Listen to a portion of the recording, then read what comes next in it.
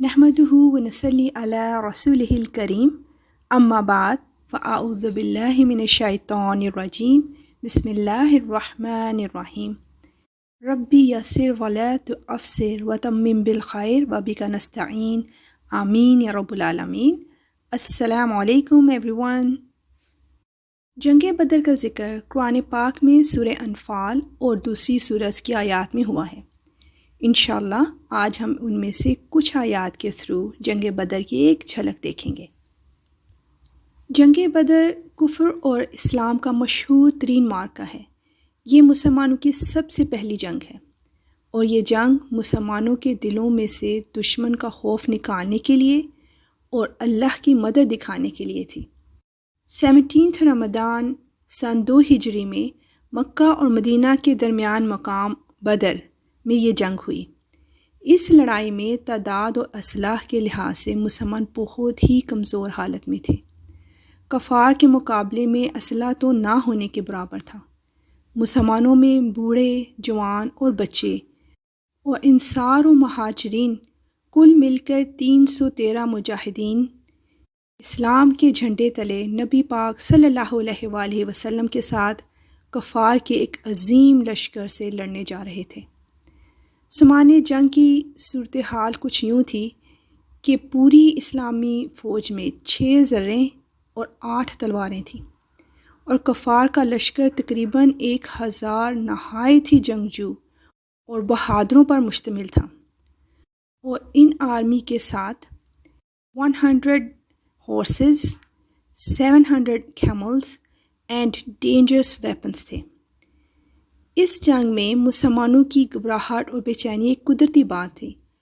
حضور صلی اللہ علیہ وآلہ وسلم رات بھر جا کر اللہ سبحانہ وتعالیٰ سے دعا کرتے رہے اور فرماتے رہے کہ الہی، اگر آج یہ مٹھی بھر مسلمان ہلاک ہو گئے تو پھر قیامت تک روئے زمین پر تیری عبادت کرنے والا نہ رہے گا۔ دعا مانگتے ہوئے آپ کی چادر مبارک آپ کے کاندھوں سے زمین پر گر پڑی اور آپ پر رکت طاری ہو گئی، یہاں تک کہ آنسو جاری ہو گئے۔ حضرت ابو بکر صدیق رضی اللہ عنہ آپ کے یار غار تھے۔ آپ کو اس طرح بے قرار دیکھ کر وہ بھی بے چین ہو گئے۔ انہوں نے چادر مبارک کو اٹھا کر آپ کے مقدس کندھوں پر ڈال دیا اور آپ کا دست مبارک تھام کر بڑے ادب کے ساتھ عرض کیا کہ حضور اب بس کیجئے، اللہ تعالیٰ ضرور اپنا وعدہ پورا فرمائے گا انشاءاللہ۔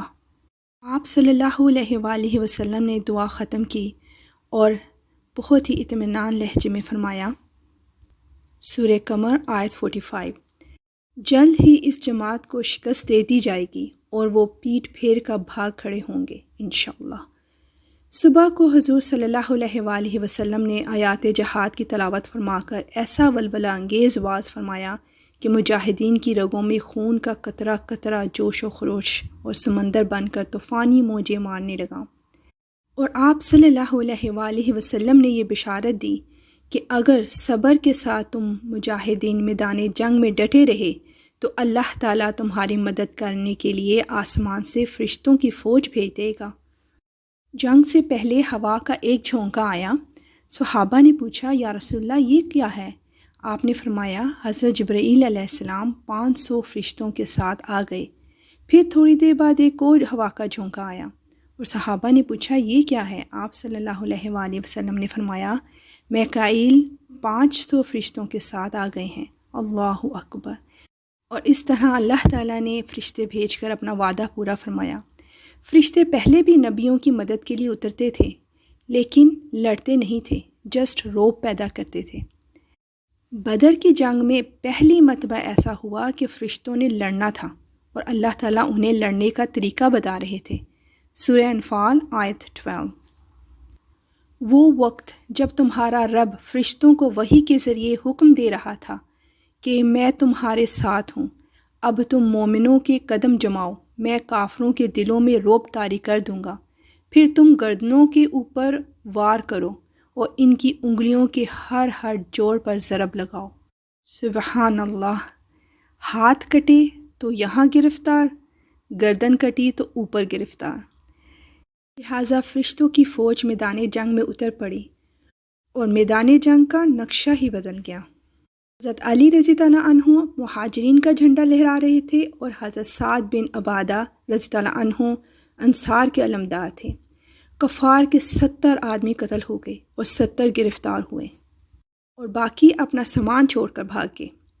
کفار کے مرنے والوں میں قریش کی آرمی کے جو بریو اینڈ گریٹ لیڈر تھے وہ 1 بائی 1 سب مارے گئے، یہاں تک کہ کفار کی آرمی بالکل ویک ہو گئی۔ مسلمانوں میں کل 14 خوش نصیبوں کو شہادت کا شرف ملا، جن میں 6 مہاجر اور 8 انصار تھے، اور مسلمانوں کو بے شمار مال غنیمت ملا جو کفار چھوڑ کر فرار ہو گئے تھے۔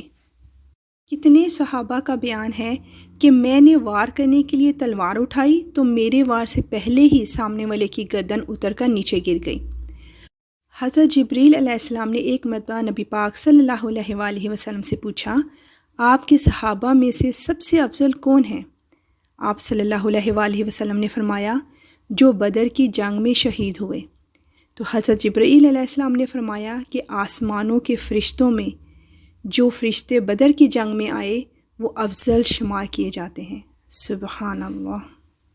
نبی پاک صلی اللہ علیہ وآلہ وسلم نے فرمایا کہ اللہ نے میرے بدر کے ساتھیوں کے لیے فرمایا ہے کہ جاؤ جو مرضی کرو، میں نے تمہیں معاف کر دیا۔ یہ بشارت، یہ گریٹ نیوز صرف بدر کے مجاہدین کے لیے تھی۔ الحمدللہ جنگ بدر میں مسلمانوں کو تعداد اور سامان جنگ کی کمی کے باوجود فتح حاصل ہوئی، ایک گریٹ وکٹری۔ اس سے یہ سبق ملتا ہے کہ فتح زیادہ لوگوں، زیادہ سامان پر ڈپینڈ نہیں کرتی، بلکہ فتح ڈپینڈ کرتی ہے اللہ کی مدد پر۔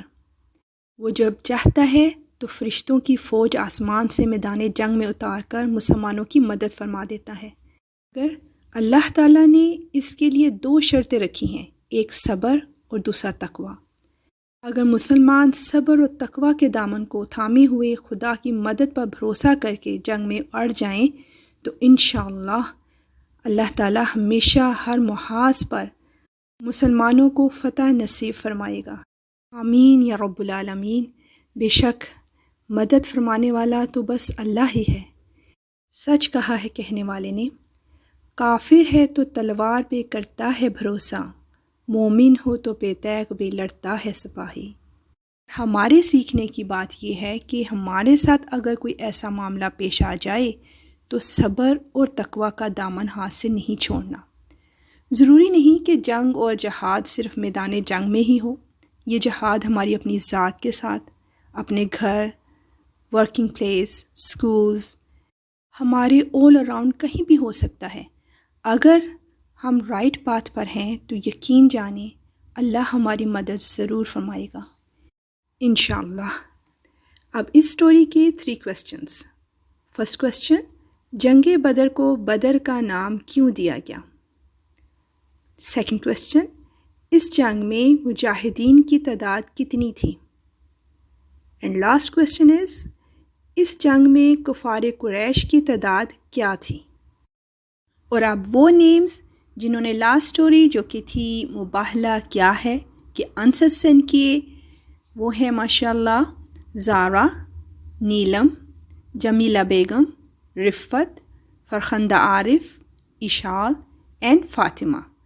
ویل ڈن ماشاءاللہ، جزاک اللہ خیر آپ سب کے سننے، سنانے اور اسے آگے سینڈ کرنے کے لیے۔ اور ریممبر، آگے سینڈ کرنے سے پہلے صدقے جاریہ کی نیت ضرور کر لیجئے گا۔ اللہ تعالی ہم سب کی ان چھوٹی چھوٹی کوششوں کو قبول و مقبول فرمائے اور ہمارے ماں باپ اور ہمارے تمام پیاروں کے حق میں قبول فرمائے، آمین یا رب العالمین۔ انشاءاللہ پھر نیکسٹ چھوٹی اور بڑی ویڈیوز میں ملیں گے۔ اب اجازت، وآخر دعوانا ان الحمد للہ رب العالمین، سبحانک اللہم وبحمدک، اشہد ان لا الہ الا انت، استغفرک واتوب الیک۔ السلام علیکم ورحمۃ اللہ وبرکاتہ۔